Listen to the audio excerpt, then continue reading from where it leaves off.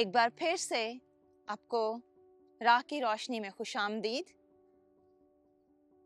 उम्मीद करती हूँ कि जो हमने लास्ट एपिसोड की थी आपको उससे बहुत बरकत मिली होगी और आपको उससे बहुत कुछ सीखने को मिला होगा। आज सुबह जब मैं उठी तो मेरी बेटी बेड पे बैठी थी और वो कुछ थोड़ा उदास थी। जब मैंने उसको पूछा कि क्या बात है, क्या हुआ, तो उसने मुझे बताया कि मैं क्यों इस दुनिया में आई, मुझे खुदा ने क्यों पैदा किया। गो के वो किसी और बात से दुखी थी, लेकिन उसका जो सवाल था वो बिल्कुल जेन्युइन था। मैं चूंकि यूथ में ज्यादा काम करती हूँ, मेरी जो खिदमत है वो ज्यादातर यूथ में है, तो जब मैं उनसे ये सवाल पूछती हूँ कि आपकी जिंदगी का मकसद क्या है, तो अक्सर का जवाब होता है कि मैं डॉक्टर बनना चाहता हूँ, मैं बैंकर बनना चाहता हूँ, मैं इंजीनियर, या फिर कोई और प्रोफेशन जो है वो चूज करना उनकी जिंदगी का मकसद है। और ये सब कुछ करने के बाद उनका जो मकसद है वो है एक अच्छी जिंदगी गुजारना, एक अच्छा लिविंग स्टाइल मेंटेन रखना और एक अच्छे फ्यूचर की ख्वाहिश। यहाँ पे हम ये देखते हैं कि उनकी ये ख्वाहिश गलत नहीं है और ये सब कुछ जो है वो जिस्मानी तौर पे एक गोल या हमारा एक मकसद होता है। लेकिन क्या कलाम भी हमें यही मकसद बताता है? पिछली एपिसोड में हमने देखा कि कायनात खुदा का जलाल जाहिर करती है। अब ये तो हकीकत है कि जब खुदा ने किसी चीज को बनाया तो उसके बनाने का एक खास मकसद रखा। खुदा ने उसको जब चुना तो उसका एक मकसद रखा। अगर कोई चीज है तो वो कोई भी बेमकसद बयान नहीं की गई या बेमकसद नहीं बनाई गई। एक दिन हमारे घर में कुछ बैट्स ने, कुछ चमगादड़ों ने अपना घर बना लिया। चूंकि काफी देर के लिए हम घर पे नहीं थे तो उन्होंने वहां पे अपना बसेरा डाल लिया। अब मैं उनको खत्म करने के लिए, उनको वहां से भगाने के लिए मैंने पढ़ना शुरू किया कि इनको किस तरह से मैं मार सकती हूँ। लेकिन जब मैंने उनके बारे में पढ़ा तो उनके जो वहां पे होने का मकसद था वो ये था कि उस एरिया में अगर मच्छर बहुत ज्यादा हैं तो जो बैट्स हैं वो उनको खत्म करती हैं, उनको खाती हैं और फिर जो मच्छर से पैदा होने वाली बीमारियां हैं उनको कंट्रोल किया जाता है। अगर ये ना हो या अगर इनको इस तरह से ना खाया जाए तो एक टाइम आएगा कि मच्छर इतने ज्यादा होंगे कि शायद हम सरवाइव ना कर सकें। यहाँ पे जब मैंने उसके मकसद को जाना तो मैं खुदा की बनाई हुई चीजों के बारे में जो है वो दिल से उसका शुक्र करना शुरू हुई। अगर खुदा एक जानवर को, एक छोटे से कीड़े मकोड़े को पैदा करने का मकसद रखता है, जब मैंने इस चीज पे गौर किया कि किस तरह से खुदा ने एक छोटे से जो कीड़े मकोड़े हैं उनके भी पैदा होने का एक मकसद रखा है, तो मेरे जहन में ये सवाल जो है उस पे मैं गौर करना शुरू हुई और फिर मेरा दिल शुक्रगुजारी से भर गया कि किस तरह से खुदा ने हम सबके पैदा होने का एक मकसद रखा है, एक बनाने का एक मकसद रखा है। तो क्या ये मुमकिन है कि जिसने इंसान को बनाया और जब उसने बनाया ये कहा कि बहुत अच्छा है, क्या ऐसा मुमकिन है कि उसने उसके लिए कोई मकसद ना रखा हो? इस कायनात को बनाने और इंसान के बनाने का क्या मकसद है, उसका जो हतमी और अवलीन मकसद है, आज हम इस एपिसोड में देखेंगे और हम खुदा की रहनुमाई को देखते हुए, खुदा की रहनुमाई हासिल करते हुए हम आगे बढ़ेंगे। और हम खुदा का शुक्र करते हैं कि उसने हमें अपना जिंदा कलाम दिया ताकि हम उसके कलाम में आगे बढ़ते जाएं और उसमें से रहनुमाई हासिल करते जाएं। आइए हम खुदा के कलाम में से देखते हैं कि उसने क्या मकसद रखा है हमारा, इस कायनात का और इंसान का तख्लीक करने का उसका क्या मकसद है।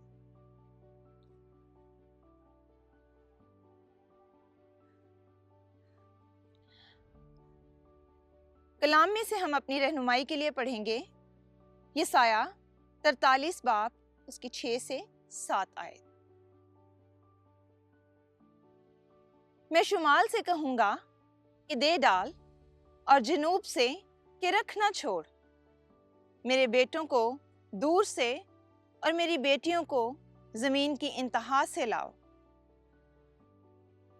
हर एक को जो मेरे नाम से कहलाता है और जिसको मैंने अपने जलाल के लिए खल्क किया है, मैंने पैदा किया, हाँ, जिसे मैंने ही बनाया।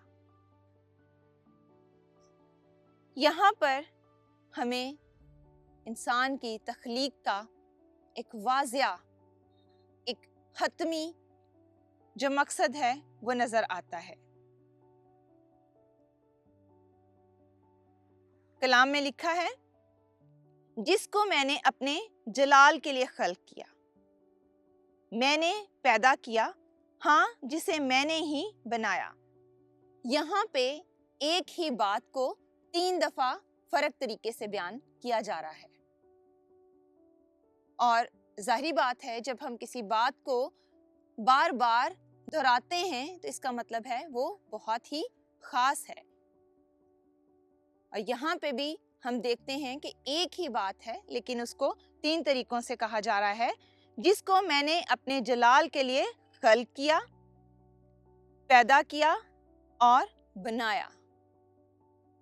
इसका मतलब है कि यहाँ पे बहुत ही क्लियर और वाज़िया तौर पे हमारे मकसद को, इंसान के और कायनात के तख्लीक के मकसद को बयान किया जा रहा है। अगर मैं यसाया की इन आयात को जो अभी पढ़ी गई हैं इसके बैकग्राउंड को देखूं तो अगर मैं इसकी जो पहली आयात हैं उसका जायज़ा लूं या उसका बैकग्राउंड बताऊं तो वो यहाँ पर जो खुदा है वो इसराइल को वहाँ से छुड़ाने का वादा करता है। वो कहता है कि खौफ ना कर क्योंकि मैंने तेरा फिदिया दिया है, मैंने तेरा नाम लेकर तुझे बुलाया है, तू मेरा है। यहाँ पर भी खुदा जो है वो इस कौम को छुड़ाने का वादा करता है क्योंकि उसने उसका फिदिया दिया है। और 7वीं आयत में भी हम इसको बखूबी देख सकते हैं कि खुदा ने जब उनसे वादा किया है छुड़ाने का तो उसका जो पीछे मकसद है वो ये है कि वो उसके नाम को जलाल दें। अभी हमने ये तो देखा कि किस तरह से खुदा ने हमें अपने जलाल के लिए तख्लीक किया, पैदा किया, बनाया। अब हम इससे मजीद आगे देखेंगे कि खुदा का कलाम हमें और क्या कहता है।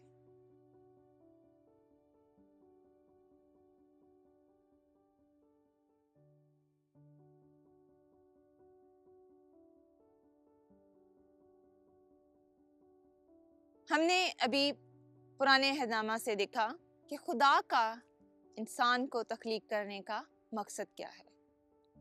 अभी हम नए अहदनामा से देखते हैं कि खुदा ने जो इंसान को तख्लीक किया उसका क्या मकसद है। आइए मेरे साथ कलाम में से देखते हैं। पहला करंथियों 10 बाब उसकी 31 आयत। बस तुम खाओ या पियो या जो कुछ भी करो सब खुदा के लिए करो। अब यहाँ पर कलाम में क्या लिखा है? बस तुम खाओ या पियो या जो कुछ भी करो सब खुदा के जलाल के लिए करो। अब कई दफा इंसान होते हुए जहन में आता है कि खाने पीने से हम कैसे खुदा का जलाल जाहिर कर सकते हैं। अब अगर मैं सोचूं तो मैं एक माँ भी हूँ, एक बीवी भी हूँ, घर की रिस्पॉन्सिबिलिटी भी है। तो अगर मैं सोचूं तो मैं किस तरह से खाना पकाते हुए खुदा का जलाल जाहिर कर सकती हूँ। मैं वर्किंग लेडी भी हूँ, तो मैं किस तरह से अपने वर्क प्लेस पे खुदा का जलाल जाहिर कर सकती हूँ। और इंसान होते हुए ये सारे सवालात जब हमारे जहन में आते हैं तो ये एक नॉर्मल इंसानी सोच है, लेकिन सवाल आना भी जरूरी है, लेकिन उसका जवाब भी देखना जरूरी है। और जब यहाँ पे लिखा है कि जब तुम खाओ या पियो या जो कुछ भी करो उसका जलाल जाहिर करो, तो हम देखते हैं कि हमारा, अगर हम वापस अपनी टैग लाइन पे जाएं, तो हमारा जिंदगी का मकसद क्या है? हमारे तख्लीक करने का मकसद है खुदा का जलाल जाहिर करना। हम रोजमर्रा जिंदगी में काम करते हैं बहुत से, और हम किस तरह से उसके जलाल को जाहिर कर सकते हैं? उसकी सिफात को अपने अंदर लाके। अगर हम ऑफिस में काम कर रहे हैं, अगर हम वर्क प्लेस पे हैं, तो उसकी सिफात हमारे अंदर नजर आनी चाहिए। हम अपने काम को ईमानदारी के साथ, कोई देख रहा है या नहीं देख रहा, हम पूरे टाइम से अपने काम को शुरू करें और पूरे टाइम से ख़त्म करें। हम पूरे इंसाफ के साथ उसके काम को सरअंजाम दें। हम उसकी सिफात को लेके अगर अपने अंदर उसकी सिफात को नुमायां करते हैं, तो जो इंसान के तख्लीक का मकसद है वो पूरा होता है। हम खाने पीने से खुशी महसूस करते हैं, उसकी शुक्रगुजारी करते हैं। यहाँ लिखा है कि जो कुछ भी करो, इसका मतलब है कि हम अगर ड्राइविंग कर रहे हैं, अगर हम कुछ भी कर रहे हैं, तो हमारा जो हतमी और अवलीन मकसद है वो उसका जलाल जाहिर करना है। अगर आप लोग इस तरह नहीं कर रहे, जिस तरह मैंने पहले बताया कि जब मैं अपने नौजवानों से या यूथ में जब हम जाते हैं तो उनसे सवाल पूछते हैं, तो उनका यही मकसद होता है कि मैंने डॉक्टर बनना है या इंजीनियर बनना है, लेकिन शायद वो इस बात से आगाह नहीं कि जो उनका हतमी और अवलीन मकसद है वो खुदा का जलाल जाहिर करना है। और अगर जिस काम के लिए आपको बनाया गया, जिस काम के लिए आपको पैदा किया गया, अगर आप वही काम नहीं कर रहे, तो इसका क्या मतलब है कि आप अपनी जिंदगी को जाया कर रहे हैं। अगर एक चीज अपना मकसद पूरा नहीं करती तो उसके होने का कोई फायदा नहीं। अगर मैं छोटी सी मिसाल दूं कि अगर मैं घर में कोई ऐसी चीज लाती हूं, फॉर एग्जाम्पल अगर मैं एक मिक्सर लाती हूं जिसमें मैं मिल्क शेक बना सकती हूं, और उसको खरीदने का मकसद मेरा क्या है कि मैं उसमें मिल्क शेक बना सकूं, जूस बना सकूं और फिर उसको एंजॉय कर सकूं। लेकिन अगर वो काम ही नहीं करता तो आपका क्या ख्याल है मैं उसके साथ क्या करूंगी? मैं उसको उठा के बाहर फेंकूंगी, क्योंकि जिस मकसद के लिए मैं उसको लेके आई वो अपना मकसद पूरा नहीं कर रहा। और अगर वो अपना मकसद पूरा नहीं कर रही तो वो मेरे लिए बेकार है।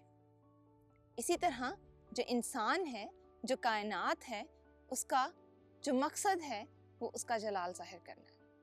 और अगर वो इस मकसद को पूरा करने में कामयाब नहीं, अगर हम इसको पूरा करने में कामयाब नहीं हैं, तो इसका मतलब है कि हम अपनी ज़िंदगी को ज़ाया कर रहे हैं, क्योंकि खुदा ने अज़ल से हमें इसी के लिए चुना है। हम एक और आयत देखेंगे जिससे हमें पता चलता है कि खुदा ने हमें बिनाए आलम से चुना है।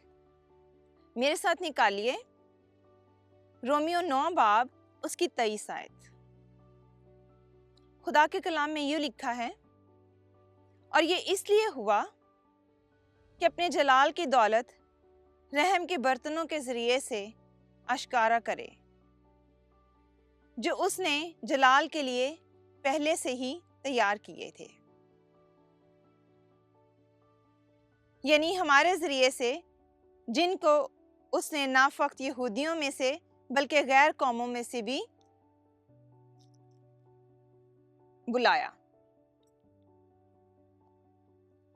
इसकी जो 23 आयत है उसमें हमें बहुत ही वाज़िया तौर पर नजर आता है कि उसने हमें बनाए आलम से चुना। हमारी जिंदगी का कोई और मकसद उसने नहीं रखा। वो के जिस्मानी तौर पे हमें बहुत सारे मकसद नजर आते हैं, वो भी ठीक है।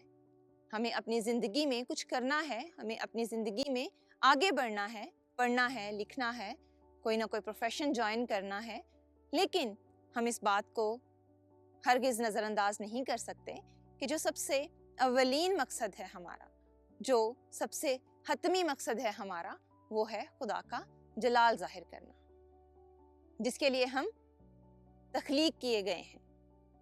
और यहाँ पे लिखा है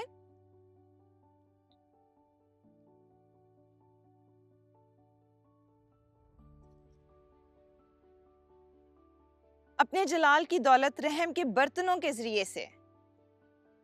और फिर जो 24 आयत है वहाँ पे जो पालूस रसूल हैं उन्होंने बयान कर दिया कि यानी हमारे जरिए से। यहाँ पे जो बर्तनों का जिक्र किया गया है उसको आगे अगली आयत में बड़ी खूबसूरती से बयान किया गया है कि यानी हमारे वसीला से। यहाँ पे हमें एक और चीज की भी जो है श्योरिटी नजर आती है। जब हमने ये साया में देखा, ये साया 43 में जो हमने देखा, उसमें हमें खुदा का बनी इस्राइल से वादा नजर आता है कि वो इस्राइल कौम को छुड़ाएगा। और यहाँ पे जब हम देखते हैं इसकी 24 आयत में, उसने ना फक्त यहूदियों में से बल्कि गैर कौमों में से भी बुलाया। अब अगर हम देखें तो हम नया इस्राइल हैं, हम उसकी चुनी हुई कौम हैं, हम भी उसके बेटे बेटियां हैं। और जब उसने हमें बनाया और उसने एक मकसद के तहत बनाया, और जो मकसद है वो यही है कि हम उसकी बुजुर्गी, उसके जलाल को जाहिर करें, अपने कामों के जरिए से उसकी सिफतों का बयान करें। जिस तरह हमने पिछली एपिसोड में देखा कि कायनात पूरे तौर से उसके जलाल को जाहिर करती है, इसी तरह कायनात को बनाने का जो मकसद था वो भी उसके जलाल के लिए था। और अभी भी जो इंसान का मकसद है, जो हम आज देख रहे हैं, इसमें जो इंसान का और कायनात का मकसद है वो भी खुदा का जलाल जाहिर करना है। छोटी छोटी बातों में, छोटी छोटी चीज़ों में, जिस तरह से नेचर, जिस तरह से ये कायनात उसके जलाल को अपने अंदर बसाए हुए है और वो अपने तरीके से उसको जाहिर करती है, इसी तरह जो इंसान है उसका भी हतमी मकसद उसके जलाल को जाहिर करना है। मैं फिर वही बात कहूँगी कि इंसान होते हुए जिस्मानी तौर पे हमें बहुत कुछ जो है वो करने की ज़रूरत है। हमारे माँ बाप की ख्वाहिश होती है कि हम आगे बढ़ें, हम आगे चलें, हमारी जो औलाद है वो आगे बढ़ के बड़ा आदमी बने, वो कुछ करे अपनी ज़िंदगी में। लेकिन जब हम ये सारी चीज़ें करते हैं अपनी ज़िंदगी के सर्वाइवल के लिए, अपनी ज़िंदगी में आगे बढ़ने के लिए, अच्छे फ्यूचर के लिए, तो हम ये बात हरगिज़ ना भूलें कि जो सबसे पहला मकसद है वो हमारा खुदा की जलाल को जाहिर करना है। हम मज़ीद इसके बारे में और जानेंगे।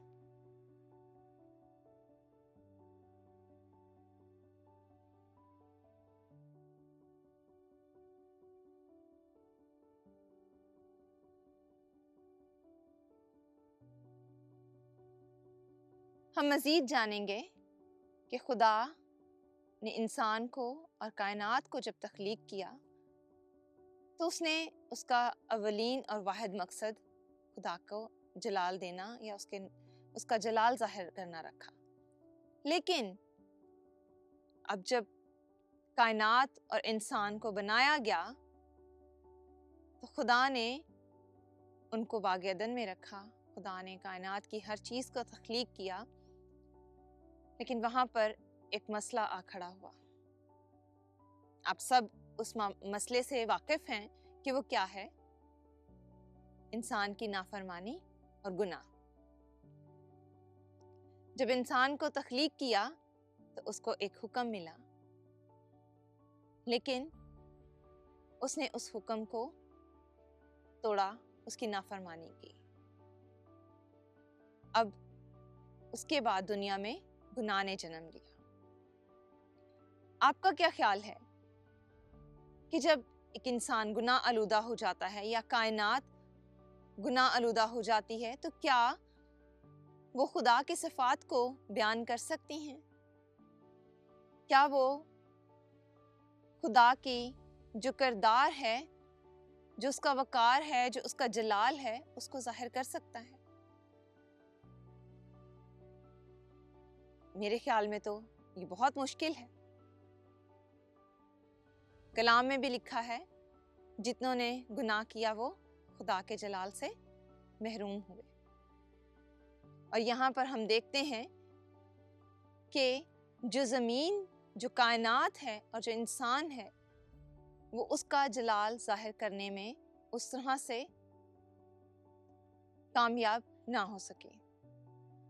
जिस जाहो जलाल का वो बादशाह है, जिस शान और शौकत का वो हकदार है, वो आगे उस तरह से उसको जो है वो पेश नहीं कर सके अपने गुनाह आलूदा होने की वजह से।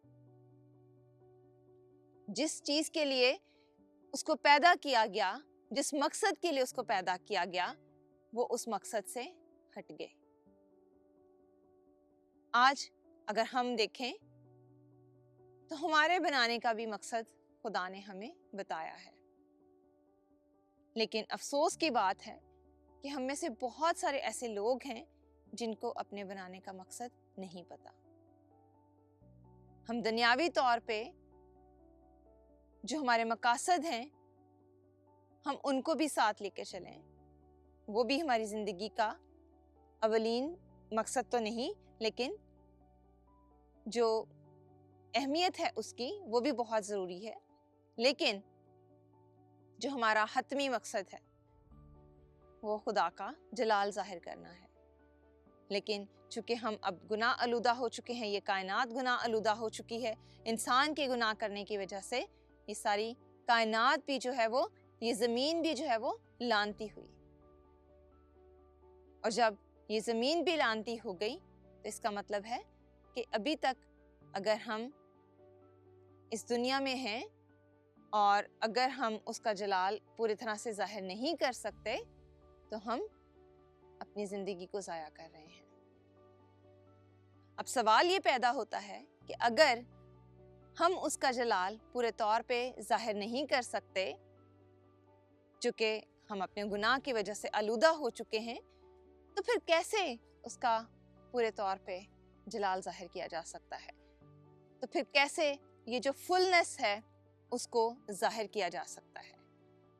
अब हम मज़ीद इसके बारे में जानेंगे कि अगर इंसान और कायनात इसके फुलनेस को जाहिर नहीं कर सकती तो फिर कैसे इसकी फुलनेस जाहिर की जा सकती है? कौन है जो इसकी फुलनेस को जाहिर कर सकता है, जो खुदा के जलाल को भरपूर तरीके से, उसकी खूबियों को, उसके किरदार को भरपूर तरीके से जाहिर कर सकता है? इसके बारे में मज़ीद हम अगली एपिसोड में देखेंगे। अभी के लिए हम दोबारा जो कुछ आज हमने देखा, जो कुछ आज हमने सीखा, उस पर हम गौर करेंगे कि किस तरह से खुदा ने इंसान और कायनात को तख्लीक करने का मकसद रखा और उसने हमें बनाए आलम से, इस दुनिया के शुरू से ही हमें चुन लिया और अब हम नया इसराइल हैं। उसने हमें अपने लिए चुना कि हम उसके जलाल को जाहिर कर सकें। मेरी दुआ है कि हम सब अपने कामों से, अपने बातों से, हम जो भी करते हैं, जहाँ भी जाते हैं, जिस जगह पर भी होते हैं, हम अपनी ज़िंदगी के मकसद को पूरा कर सकें। आमीन।